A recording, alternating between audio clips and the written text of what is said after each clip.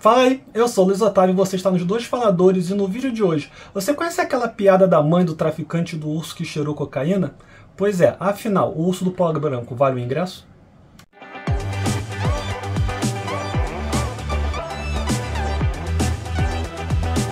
Se você é novo aqui no canal, seja bem-vindo, não deixa de se inscrever e clicar no sininho para receber as notificações, que toda semana sai pelo menos um vídeo novo aqui no canal. Tá? Procura a gente nas redes sociais também, tudo Dois Faladores. Na história do urso do pó branco, a gente tem então um grupo de traficantes que precisou se livrar das drogas, que acabam caindo numa floresta. Nessa confusão toda, então, o urso acaba chegando a essa droga e acaba fazendo o consumo deste material, deste produto. A partir daí, então, uma série de coisas bem estranhas vão acontecer, porque o urso aparentemente gostou do que provou, né?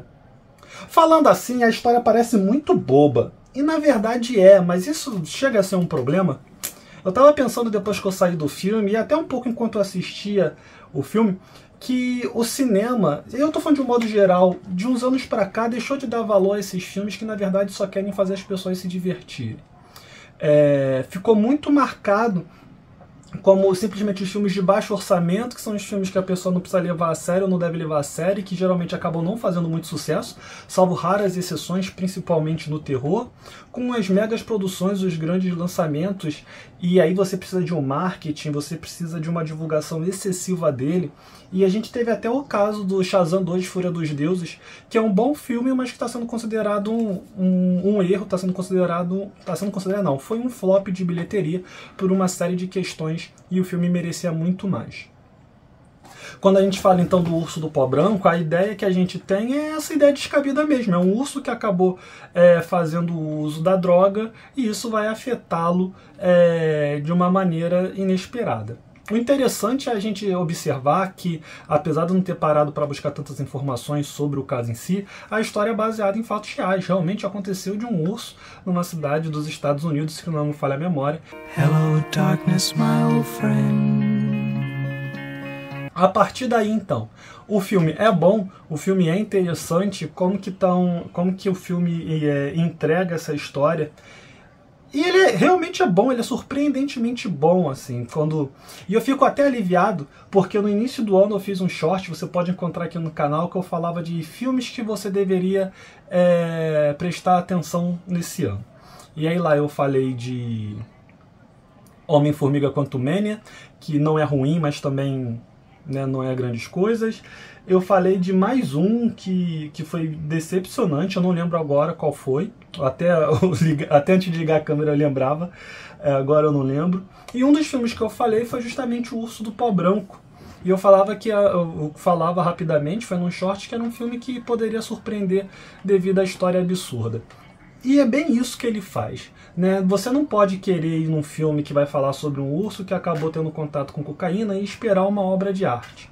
Não é isso que você vai encontrar. Mas o que você vai encontrar lá é um roteiro super afiado, uma edição super em sintonia com o que o filme precisa, que vai fazer com que em alguns momentos você até fique realmente apreensivo, preocupado com o que pode acontecer com parte dos personagens. A outra parte dos personagens, na verdade, são personagens que estão ali para morrer e até por isso são levemente detestáveis, cada um à sua maneira, o que diminui até, por mais que seja estranho falar, o impacto da perda deles.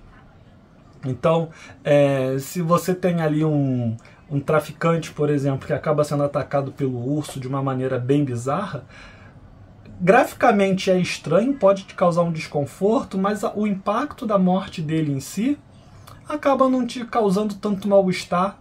Claro, eu tô falando de um filme, né? Devido ao personagem que é. Isso não quer dizer, então, que só os personagens maus vão morrer no filme. Não, tem morte pra tudo quanto é lado, tem personagem que só aparece pra morrer, mas mesmo isso dentro do filme não fica jogado, não fica solto. E aí, mais uma vez, a gente precisa dar os parabéns pro roteiro e pra edição do filme. Fora a premissa em si, e que por mais absurdo que seja, como eu falei, é baseado em fatos reais, as coisas que acontecem no filme por si só não parecem forçadas dentro da realidade que o filme criou. A partir do momento que você entende que é um filme de um urso que está dopado, de um urso que está trincado, se você preferir falar assim, tudo que acontece ali faz muito sentido, se torna muito crível. A suspensão de descrença que o filme te pede faz total sentido dentro daquela realidade que ele criou.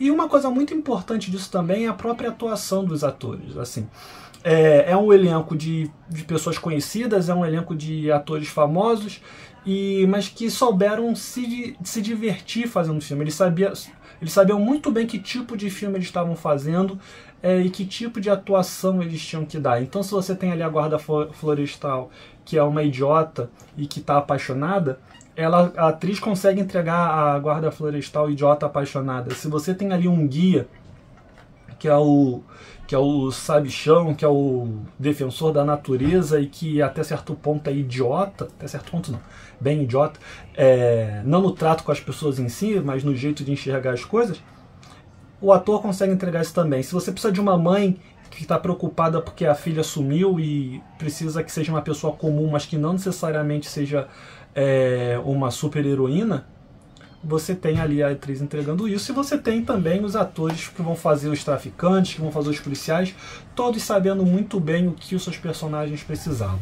E aí, apesar da gente não ficar listando o nome de todo mundo, a gente precisa chamar a atenção das crianças, né, que entregam, o garoto principalmente entrega muito bem o que o personagem precisa, e o próprio Ray Liotta, né, a última produção que a gente vai ter então nos cinemas, que teve a participação do Ray Liotta, e ele consegue entregar muito bem o personagem canastrão que ele faz ali. E se você vai assistir o filme sabendo que ele está no filme, você já mais ou menos imagina quem é o personagem que ele vai fazer. O filme tem um gore bem presente, então você tem algumas cenas ali de sangue, algumas cenas de corte, algumas cenas de impacto bem presentes ali no filme. Tem uma cena até que já está rodando a internet, que é bem dolorida de assistir, mas ao mesmo tempo que é muito forte, o filme consegue equilibrar bem com o humor. Então, coisas que deveria, num filme com outro tom, num filme com uma outra proposta, que deveriam chocar e causar um mal-estar, ali no filme você acaba rindo, você acaba comprando, como eu falei, aquela ideia, e você acaba se divertindo. Parte disso, quando eu falo do roteiro, não se deve apenas à história propriamente dita, mas os próprios diálogos, né? De novo, mais uma vez, dentro daquela realidade proposta, os diálogos fazem sentido. E mesmo piadas que são bobas, então vai ter um dado momento ali que acontece uma situação batida, que a gente já deve ter visto isso no Chaves, no Chapolin, Trapalhões, coisas que a gente está cansado de ver ao longo da nossa vida, mas que ali no filme funciona muito bem, que é um personagem falando sobre uma pessoa, ou a outra personagem falando sobre outra coisa, e as duas não conseguem perceber que estão falando de coisas diferentes. E essa cena do humor funciona muito bem ali naquele filme, mesmo a gente já tendo visto isso várias vezes. Então, mais uma vez, isso é o mérito do roteiro. E aí, quando a gente fala do gore, a gente fala do humor, o suspense dentro do filme também faz muito sentido. Você realmente, em dados momentos, não é que você vai ficar, meu Deus, o que está acontecendo? Não é um Sexta-feira 13, não é um Pânico, não é um Halloween, mas em alguns momentos você vai ter ali um momento de tensão, um momento até de uma leve preocupação com os personagens, por mais que sejam casos dos personagens que a gente já entende que a morte vai chegar para eles e que a gente já comprou essa ideia, como eu falei. Então, O Urso do Pó Branco é um grande acerto. Era talvez um dos filmes que estava sendo menos comentado, não porque o marketing está funcionando bem, mas um filme do qual as pessoas talvez esperassem menos, e talvez até por isso é um filme que está surpreendendo, que pode surpreender as pessoas. Né, da sessão que eu saí, quem ouvi, quem consegui perceber falando alguma coisa, estava elogiando o filme, estava falando bem do filme, falando justamente isso, assim, que é um filme que sabe bem o que ele quer ser, e que aí o público precisa entender também que tipo de filme ele está indo assistir. Né? Mais uma vez, você está indo assistir um filme sobre um urso que acaba cheirando cocaína. E o que você vai receber, então, é um filme de um urso que está cheirando cocaína, enquanto uma mãe está procurando a sua filha perdida e os traficantes tentam recuperar essa droga. Se você for para o cinema entendendo que é isso que você vai assistir, com certeza você vai gostar do filme. Então eu digo, afinal, Urso do Pó Branco vale o ingresso? Vale o ingresso, vale o refrigerante, vale a pipoca, vale até uma guloseimazinha que você não precisa comprar necessariamente na Bomboniere do cinema, pode comprar na loja americana, mas vale o ingresso sim. Valeu, por hoje é isso, espero que você tenha gostado. Se você chegou até aqui e ainda não se inscreveu no canal, não deixa de se inscrever. Clica no sininho para receber as notificações, que como a gente já falou, toda semana sai pelo menos um vídeo novo aqui no canal. Escreve aqui nos comentários se você já assistiu ou quais são as suas expectativas pro filme. Eu já quero o filme da lontra com cocaína, eu já quero o filme do cervo com cocaína, eu já quero o filme do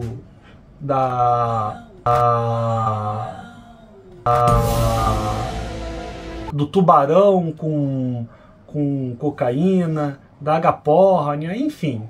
Podem fazer quantos filmes de animais drogados que vocês quiserem, contanto que sejam tão bons quanto esse que a gente está falando para vocês hoje. Valeu, até a próxima.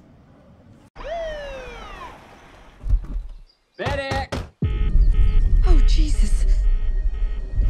What is that?